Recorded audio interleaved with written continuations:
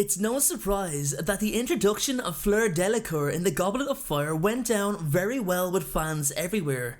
She had a very interesting background, and with her came the addition of Beauxbatons Academy of Magic to the Wizarding universe. We also got to meet Viktor Krum, learn about Durmstrang, and also many other new characters. It's the sole reason Goblet of Fire is my favourite book. However, it's not my favourite movie because so much detail was left out. Anyway, Fleur's character for me was very well written and really had potential to be expanded on in future books. So I was really happy when she began a relationship with Bill Weasley. It was an unlikely pairing, not something I disliked, but more so intrigued me, and that's what I want to talk about today. The story of Fleur and Bill, why they're so good together, and how they really do display an unexpected level of devout companionship, and it was really beautiful to read. So with that being said everyone, please grab yourself a butterbeer, and please enjoy today's video on the story of Fleur Delacour and Bill Weasley.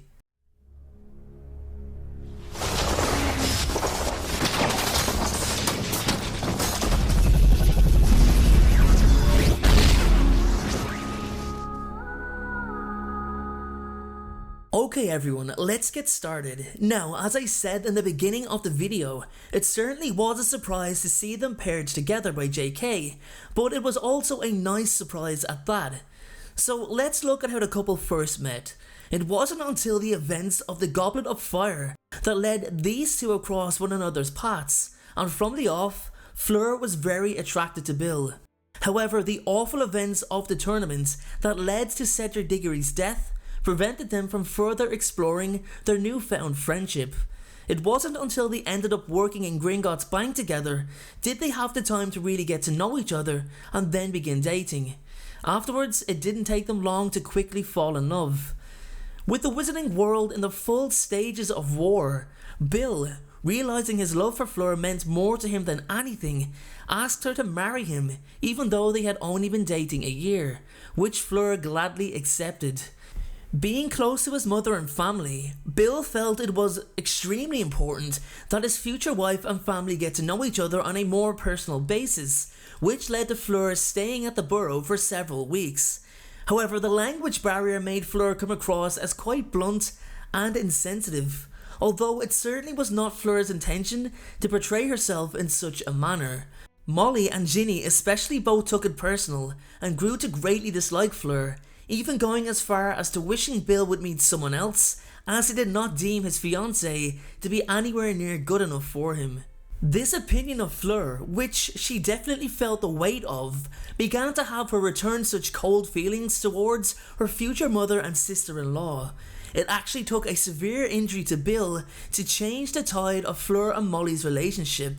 Molly genuinely believed that Bill and Fleur's courtship was based purely on physical attraction. But when Bill was horrifically scarred by Fenrir Greyback, Fleur openly stated that she loved Bill no matter what, and lovingly joked that he actually looked more handsome. When Molly seen how much Fleur loved her son, she changed her attitude completely, followed by Ginny, and to this day, they maintain a strong relationship. The wedding took place at the Burrow, and despite the event being invaded by the new ministry officials, all guests were released after questioning. Fleur and Bill complemented each other really well because they both loved each other enough to make huge sacrifices in order to make the relationship work.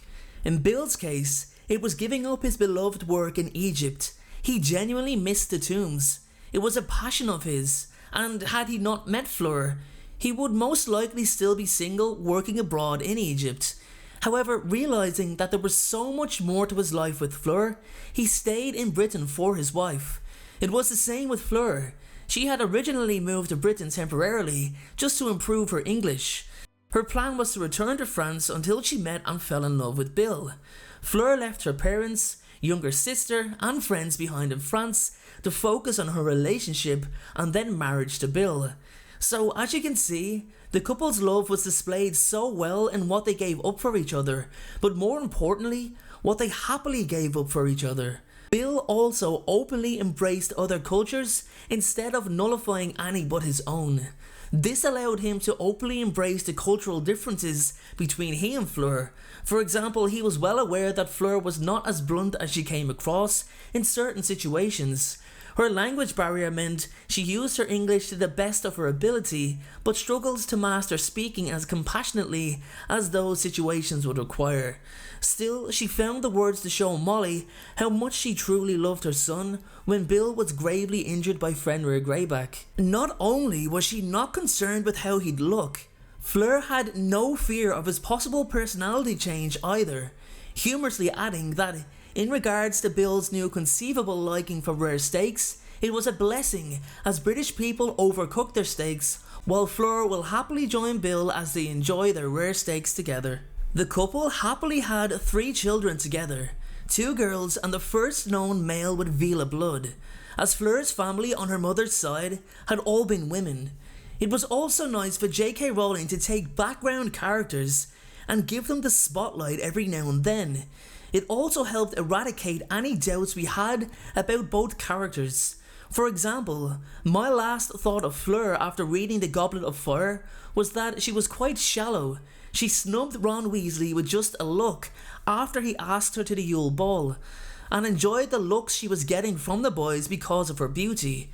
She also chose Roger Davies as her partner to the Yule Ball, due to the fact he was good looking and was the Ravenclaw Quidditch captain. So it was nice to see her develop into a mature and caring individual, loving Bill for who he was as a person. It was also nice to see the development of at least one of the oldest Weasley brothers in Bill. We get a good insight into Percy and the twins, but Bill and Charlie were basically non-existent until the latter entered the fray, and as for Charlie, we still know little to nothing about him.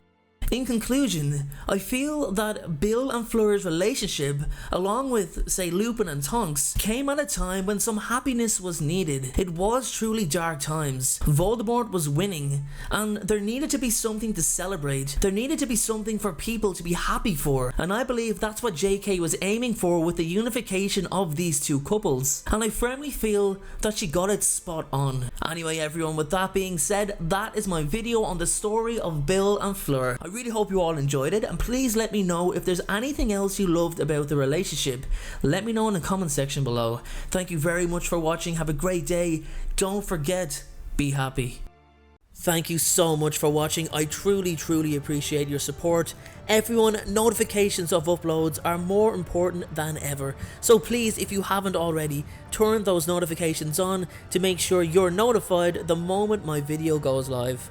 Making videos is what I love to do. It's my dream and my passion. However, it does cost time and money to produce this content. So if you have $1 to spare to support me on Patreon in exchange for some exclusive unseen content, then you can click the Patreon link below or at the end of this video. Please only support me if you can afford it. And make sure to follow me on Instagram at InstaDNJ and on Twitter at PotterFolklore. Check out my other videos appearing on screen, and please make sure, most importantly, to hit that subscribe button. Thanks again everyone, and please have a great day.